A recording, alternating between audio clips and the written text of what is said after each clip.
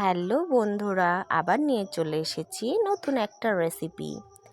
জলের ভেতরে একটু লবণ দিয়ে বাঁশকোড়লগুলো সেদ্ধ করে নেব। বাঁশকোড়লগুলো ওইদিকে জল ঝরতে দিয়েছি।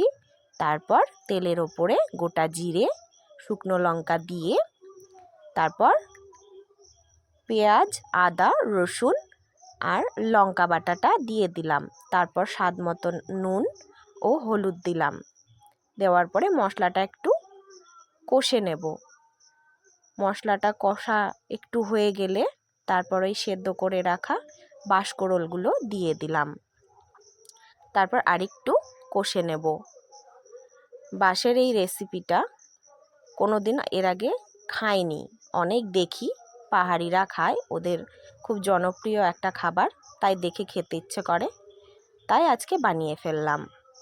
তারপর এইদিকে আমার বাঁশকোড়লটা কষানো হয়ে গেছে, তারপর একটু জল ঢেলে দিলাম।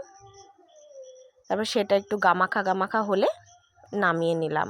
তোমাদের কেমন লাগলো অবশ্যই জানিও, আর তোমরাও ট্রাই করে দেখো।